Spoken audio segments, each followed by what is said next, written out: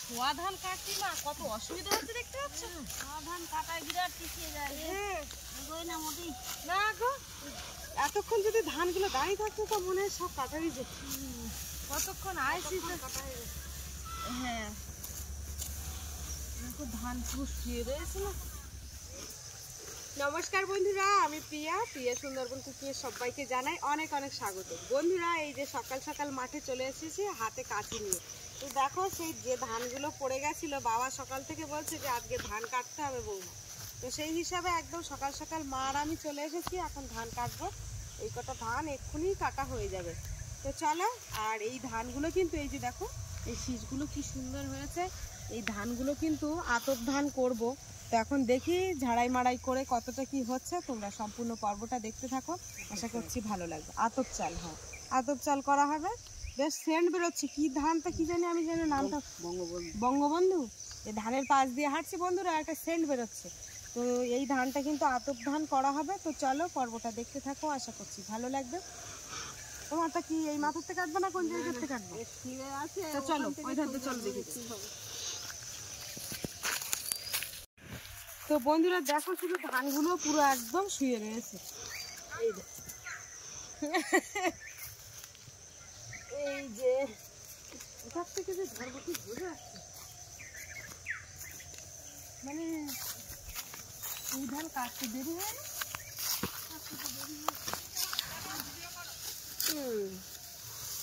ধান শুয়ে আছে ধান।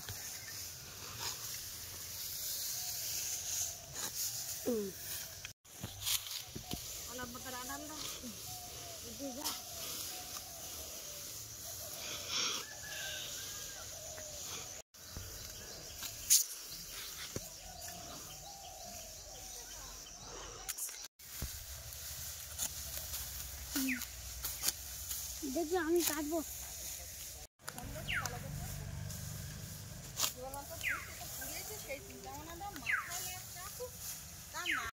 এই সোয়া ধান কাটছি না, কত অসুবিধা হচ্ছে দেখতে পাচ্ছ। সোয়া ধান কাটায় বিরাট পিছিয়ে যায়। না মোটেই না গো, এতক্ষণ যদি ধানগুলো দাঁড়িয়ে থাকতো তো মনে হয় সব কাটারই যেত।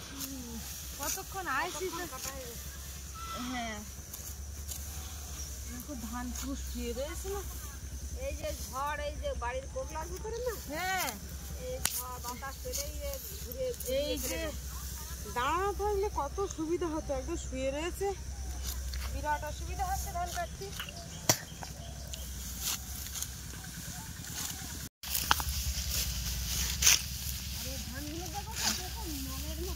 নলের মতো হ্যাঁ।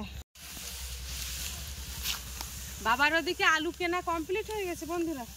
এই জায়গায় কিন্তু টিলিয়ার দিয়ে চষে নেবে, কারণ এই জায়গাটা পুরোটা আলু বসবে।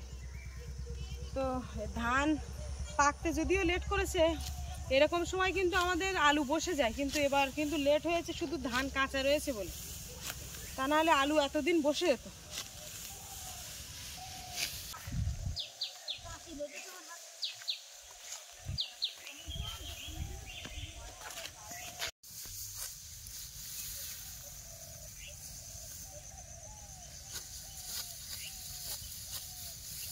আমরা এখন জল খেতে বসে গেছি। কি ব্যাপার? ধান কাটছিলাম এইটুকু না, এই অল্প করে। হ্যাঁ, বসে একটু রেস্ট নিয়ে নিলাম, কারণ সকালবেলা টানা রোদ কিন্তু ভালোই পড়ছে দেখতে পাচ্ছি। তো রোদটা খুব হ্যাঁ হ্যাঁ তেজ আছে রোদে। তার বসবো কি, একেবারে চলো টানে টানে কেটে নেই। আবার বসলি মনে হবে যেন উল্টো কাটতে হবে। উল্টো বলতে এইখান থেকে কেটে নিয়ে আবার এই দিক থেকে ওই দিকে যেতে হবে বলে। এই ধান এই দিকে পড়েছে। কি হচ্ছে আপনি? কি হচ্ছে? ধানটা একদম পুরো এদিক ওদিক হয়ে গেছে, ঝড়ের জন্যই তো পুরো ওলট পালট হয়ে গেছে, যার জন্য কাটার খুব অসুবিধা হচ্ছে। আমি তো কাটতে পারছি না, এই জায়গাটা যেন ব্যথা করছে। কোথায়? হাতে? তো বন্ধুরা, জল খেয়ে আবার কিন্তু লেগে গেলাম। তো দেখা যাক, এইটুখানি ধান অনেক সময় লাগছে কাটতে, আর রোদ কিন্তু প্রচুর উঠে গেছে। একবার এ পাশ দিয়ে কাটছি, একবার ও পাশ দিয়ে কাটছি।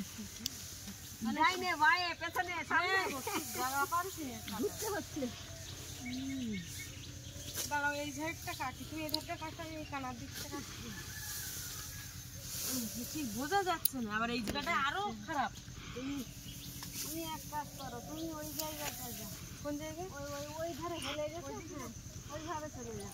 আমরা ধান কাটতে কাটতে কিন্তু একেবারে শেষ পর্যায়ে চলে এসেছি। এই যে দেখো বন্ধুরা, এই টুকটানি রয়েছে, আর বাকি সবগুলো কাটা হয়ে গেছে। প্রচণ্ড রোদ, তো যদি ওই বিকালবেলায় করতাম হয়তো এই শেষ করা যেত না। না না, শেষ করা যেত না, জায়গাটা ভালোই বড়। 11:30 12টা বাইরে যায় এখন। লাইন আসে বন্ধুরা, এই শেষ রোদ। এবছরের মতো ধান কাটা শেষ। তো এবার হচ্ছে সামনে বছর, মানে আসছে বছর আবার হবে, 80 বছর আবার হবে। আবার দেখি এবার খাওয়া দাওয়া রান্না খাওয়া রয়েছে বন্ধুরা। বেলা তো গড়িয়ে গেছে, যাই দেখি, যাই হোক কিছু রান্না বান্না করে খেতে হবে তো, না কি ব্যাপার? তার সাথেও কিন্তু বাপিও কিছু খাইনি এখনো। চলো দেখি যাওয়া যাক। না কাছে না, জলের বোতলগুলো কই? জলের বোতলগুলো নাও, পরিবারে কি আছে না? এই যে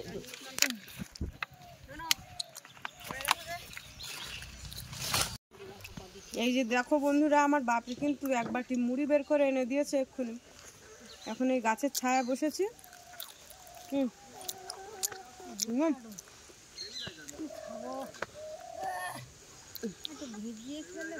হ্যাঁ, ভিজিয়ে শুকনো খাওয়া দিন নেই, পরে ভিজিয়ে খাবো।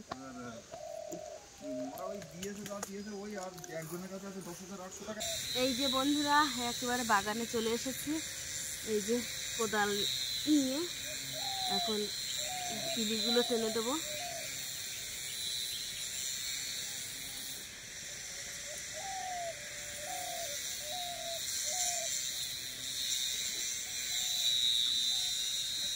আবার হাত দিয়ে ঠিক করে দিতে হবে, না দিলে কিন্তু হবে না।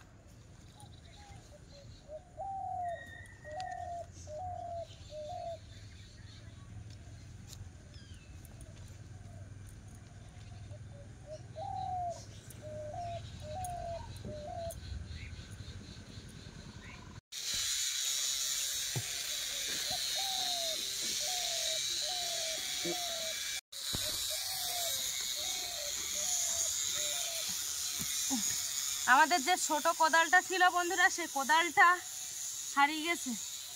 কোন জায়গায় রেখেছে বাবা আর খুঁজে পাচ্ছে না। যাই হোক, তারপরে আংড়া কোদালটা নিয়ে আসলো। এই কোদালে যেন খুব একটা সুবিধা হয় না, অসুবিধা মতো। এখন এই লঙ্কা গাছের গোড়াগুলো খুঁজতিস, এই গোড়া খুঁজে দিচ্ছে, মানে এইবার চারার গ্রোথ হবে ভালো।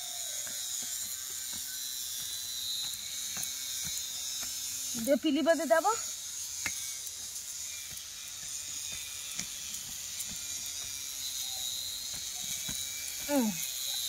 ব্যাস, এইবার দেখো কি করতেছে। এখানে একটু জল খুব দেব,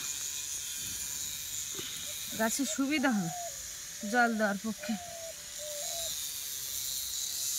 হ্যাঁ ভগবান দেখি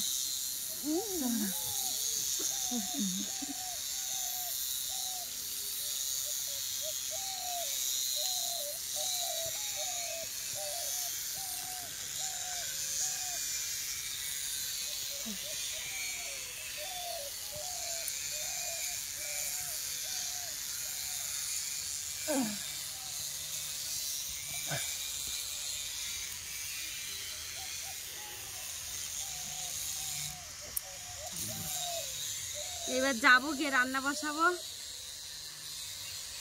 দুটো খিদে লেগেছে, ভাত খেতে হবে। এই যে রান্নাঘরে চলে এসেছি এখন। এই যে ফুলকপি আলু সিম দিয়ে একটু ভাজা করব, দুটো খাওয়া দাওয়া করব। বাগানের কাজও করছিলাম বন্ধুরা, বাগানের কাজ শেষ করে এই চলে এলাম সবে। তো এখন এই বাপিরও খিদে পেয়ে গেছে, বারবার বলছে যে দুটো খাবে খাবে, তো রান্না করি।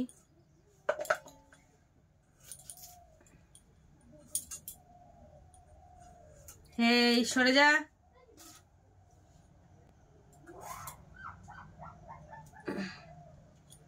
এই সময়ের দিকে একটু ফুলকপি ভাজাটা বেশ ভালো লাগে।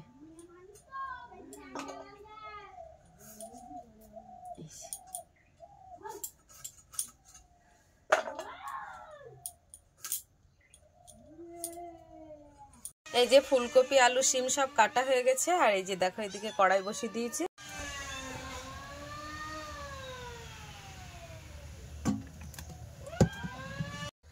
এই যে বন্ধুরা এখানে কয়েকটা বড়ি রয়েছে, আজকে বড়ি দিয়েই ভাজাটা করব। এই যে দেখো বড়িটা তেলে ভেজে নেব।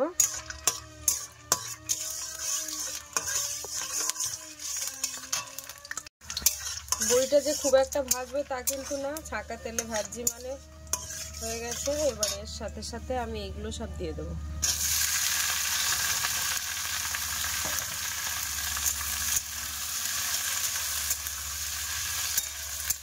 এবারে লবণ হলুদ দেবো।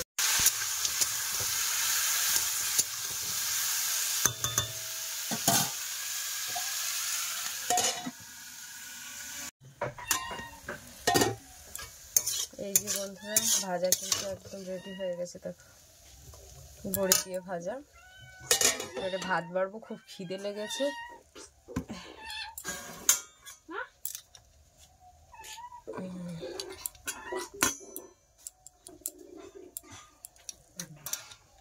কপি ভাত খাবে না? না একদম ভাত কিন্তু সেই মাঠে নিয়ে চলে এসেছি, যেখানে ধান কেটেছিলাম সেইখানে। এই যে দেখো দেখেছো কি সুন্দর হয়েছে ভাতটা।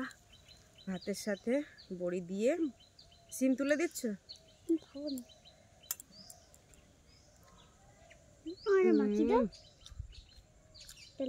ভীষণ খিদে লেগেছে। আর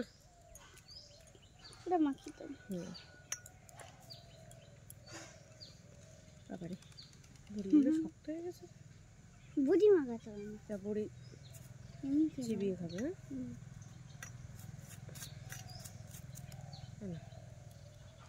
আলতো আলতো করে মাখাও।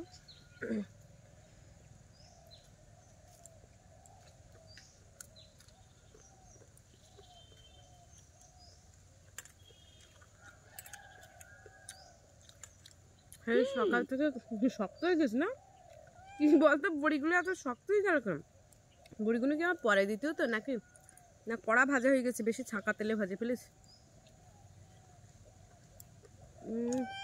চল খাবে?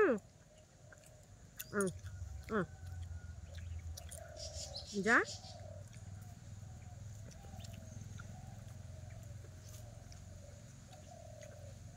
প্রচন্ড খিদে। বড়ি দারুণ শক্ত হয়ে গেছে। ফেলে দিও না, আমার দিও।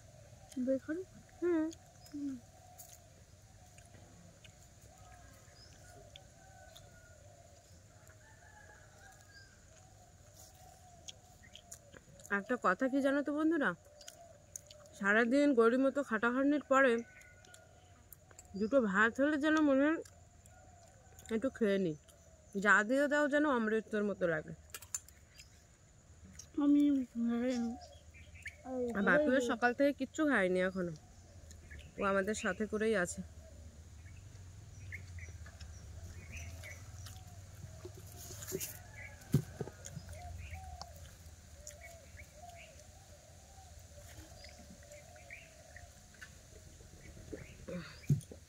তো বন্ধুরা